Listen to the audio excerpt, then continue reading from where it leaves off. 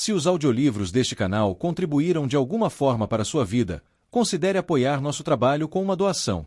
Sua contribuição é essencial para que possamos continuar produzindo e compartilhando conteúdo de qualidade. O link para a doação via Pix está disponível na descrição. Obrigado! Capítulo 5.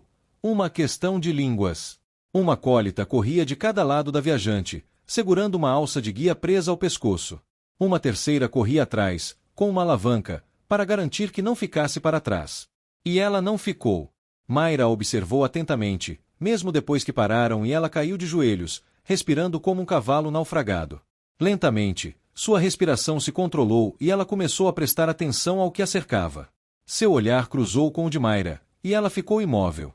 Sob o olhar de Mayra, seu rosto ficou vermelho. Ela me encarou, encarando os acólitos. Nenhum de nós se moveu, e ela tentou forçar as palavras a passarem pela mordaça entre os dentes. Apenas balbucios raivosos emergiram. Tire a mordaça, disse Mayra. A viajante estremeceu ao primeiro toque dos dedos da acólita, mas depois se acalmou ao perceber o que ela pretendia. Sua boca se esforçou para se livrar do gosto de couro. Ela aproveitou o tempo para nos observar e tomar uma decisão. Falou com Mayra. As palavras eram apenas sons, de uma língua que eu nunca tinha ouvido. Mayra balançou a cabeça gentilmente. A mulher entendeu isso, pelo menos, pois mudou de fala. De qualquer forma, as palavras soavam como se fossem de outra língua. Para mim, eram tão sem sentido quanto as outras. Ela era rápida, aquela mulher vinda de lugar nenhum. Inclinou-se atentamente para frente e falou novamente, apenas algumas palavras, numa terceira língua e depois numa quarta. Perguntei-me se ela teria sido uma estudiosa no mundo de onde veio. Não adianta, Mayra, eu disse. Ela não fala nenhuma língua que a gente entenda. Eu não esperava que ela fizesse isso, não uma andarilha recém-capturada. Eu tive que aprender os ritmos e padrões da fala dela antes de poder lhe ensinar a soletrar a nossa língua. Acho que mal posso esperar para que ela aprenda naturalmente, eu disse, pesarosa. Muito bem. Quanto vai me custar? Nada, respondeu ela, vasculhando mais um dos inúmeros baús que seus acólitos pareciam capazes de produzir sob comando. Pelo menos, não vai custar ouro. E depois? Minha voz saiu mais áspera do que eu pretendia, e eu a suavizei. Quanto vai custar? Um favor, vulgar. Ela despejou o conteúdo de várias garrafinhas em uma tigela e começou a misturá-las. Você me ajudará em um feitiço, e isso pagará por isso, e pelos encantamentos desta manhã e desta noite. Esforcei-me para manter o tom firme. Não sei nada sobre suas magias e feitiços, Mayra. Eles não são para homens, e eu não tenho nada a ver com eles. Ela cruzou as mãos no colo e recostou-se. Você vai ter que se contentar com este, ou vai esperar até que este viajante aprenda a falar o suficiente para lhe dizer o que você precisa saber. Mayra, você sabe que ela tem as respostas que eu preciso. Você mesma me disse. Vai esperar até que haja um fangornano dentro da sua tenda. Esperarei o tempo que for preciso. Um pequeno sorriso surgiu em seus lábios, e tive a sensação de que ela estava se divertindo com a luta que sabia que venceria. Você não será ferido, ou pelo menos não a menos que eu seja, e pior do que você. Você não será mudado. Você será o mesmo homem depois de tudo o que era antes. Eu prometo isso. Vulgar, isso pode não precisar ser feito, mas se precisar, terei que trabalhar com outro. E neste caso, por alguma estranha razão, sei que deve ser um homem. Sei que deve ser você. Olhei para a viajante. Ela sabia que, de alguma forma, nossa conversa a havia preocupado e retribuiu meu olhar com curiosidade. Finalmente, assenti.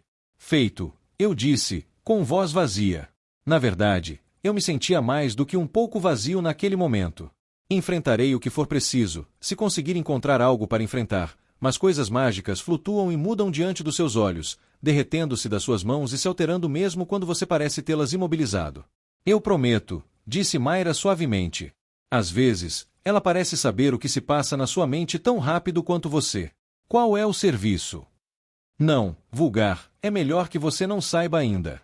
Talvez não precise ser feito, e se não precisar, deve ser esquecido. É mais fácil esquecer coisas que você nunca soube. Ela respirou fundo e pegou a tigela. Queixo, SHT, segurem os braços dela. Teva, segurem a cabeça dela. Luoti, coloquem os polegares no maxilar dela. E, acima de tudo, certifiquem-se de que o máximo possível disso chegue até ela. A mulher não teve aviso nem chance. Os acólitos a cercaram como quis, cobrindo um animal caído. Ela só teve tempo de soltar um grito agudo antes que Mayra engolisse o conteúdo fétido da tigela. Não houve mais gritos, mas os gorgolejos e grunhidos que vieram compensaram com força o que lhes faltava em volume. Ela se contorceu como se seus ossos tivessem derretido. Certa vez, quase os levantou todos do chão. Mayra recuou, e os acólitos se afastaram dançando. A andarilha cambaleou e caiu de 4. Ela estremeceu uma vez, tremendo a cada centímetro, e quando olhou para cima, seus olhos pareciam como se ela tivesse se enchido de vinho em vez da massa tóxica que Mayra preparara. Ela está pronta, disse Mayra. Depressa, depressa. Apressadamente, os acólitos forçaram a andarilha a se levantar. De algum lugar, tiraram tintas e começaram a traçar padrões intrincados em sua pele. Ela está à deriva. Mayra entregou uma correia a um dos acólitos. Bata nela, SHT, e continue contando até 10 até que eu diga o contrário. Ela precisa lutar. Ela precisa se esforçar, ou não vai funcionar. SHT posicionou-se atrás da mulher estranha, levantou os braços e baixou a tira com toda a força. A viajante gemeu e tentou se soltar. Eles a seguraram e continuaram a pintar. O padrão cresceu, descendo pelos braços, pelos seios e pela barriga, pelas costas e nádegas, pelas pernas. Parecia não ter fim. Nem começo. Parecia mudar. Parecia se mover. Sacudi a cabeça e desviei o olhar. Teria sido motivo de piadas para a vida toda se eu tivesse sido pego em um feitiço que nem sequer era para mim, um pelo qual eu havia pago, ou pagaria, em algum momento indeterminado no futuro, com algum serviço inominável. Eles se afastaram da mulher novamente, deixando-a sozinha. Em algum momento da pintura, desamarraram seus braços, mas ela os moveu como se não tivesse certeza de que eram seus. Ela cambaleou, nos observando com os olhos turvos, e as linhas em seu corpo no pareceram ganhar vida própria. Mayra avançou novamente, erguendo uma varinha de osso para apontar para a mulher. Em voz alta, recitou palavras mágicas, e a cada palavra a viajante se contraía como se tivesse sido atingida. Gemeente. Pacavra. Oco. Gala. Micate. Ela deu um último passo e encostou a varinha na testa da mulher. Sparatege. E a mulher caiu de costas no chão. Da cabeça aos pés, ela tremia, a cabeça balançando de um lado para o outro. Seu peito arfava com mais violência a cada respiração. E então o tremor desapareceu. Seus músculos ficaram rígidos, cada músculo se contraindo, enquanto ela começava a se curvar, a se arquear, até que apenas os dedos dos pés, o topo da cabeça e os dedos das mãos tocassem o chão, e cada músculo se destacasse como se esculpido em pedra. Sua garganta se contraiu e ela gritou, um grito que continuou. Sirijate, entoou Mayra, e a mulher caiu sem vida no chão. Por um tempo, ela ficou ali, sem se mexer. Finalmente, levantou a cabeça. O que aconteceu comigo? Perguntou baixinho. Deve ser um sonho ou um pesadelo. Não pode ser real. Ela se levantou e sentou-se sobre um quadril. Olhou para mim, depois para Mayra, depois de novo para mim e balançou a cabeça. Simplesmente não pode ser real. Mayra sorriu gentilmente para ela. Você está bem, criança? Estou cansada, respondeu a mulher, e com frio. E eu? Ela congelou, com a boca entreaberta. Eu entendi o que você disse, disse ela suavemente. Era bobagem, só barulho, mas eu entendi. E eu estou falando a mesma coisa. Não é? Sua boca procurou por uma palavra que não estava lá. De repente, ela se abraçou e estremeceu. Não consigo me lembrar do nome da minha própria língua. Lágrimas borbulhavam em sua voz. Não consigo dizer, nem consigo pensar. Estou ficando louca. Sua voz se elevou ao máximo, e as lágrimas que ameaçavam cair agora. Fique tranquila, criança. Mayra tocou-lhe na testa, e suas lágrimas pararam. Ela olhou para a mulher mais velha, maravilhada. A tensão e o medo a abandonaram quase visivelmente. Foi um belo momento, talvez, mas eu não tinha tempo para belos momentos. Mayra, vamos descobrir como ela pode me ajudar. Devagar, vulgar. Mayra. Devagar, devagar. Ela sorriu para a mulher, e recebeu um sorriso fraco em troca. Qual é o seu nome, criança? Elsper. Tem mais, mas não consigo me lembrar. Isso porque Elspeth também é um nome na nossa língua. O feitiço que usei pegou as palavras que você conhecia e as substituiu pelas mesmas palavras da nossa fala, mas palavras para as quais não temos equivalentes, ou palavras para as quais você não tinha equivalentes, você não conhece.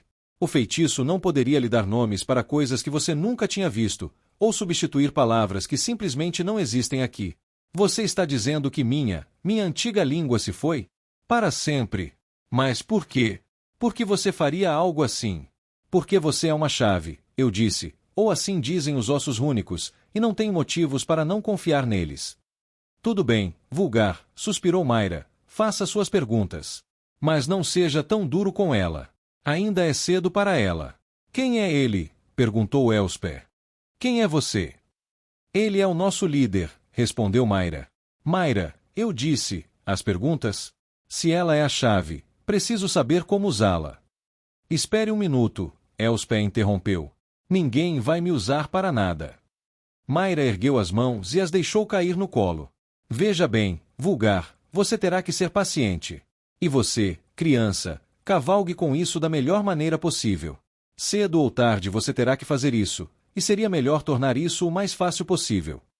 Depois de um momento, a garota assentiu, e Mayra fez sinal para que eu continuasse. Apesar de todos os seus acessos de raiva, ela era segura de si, essa andarilha.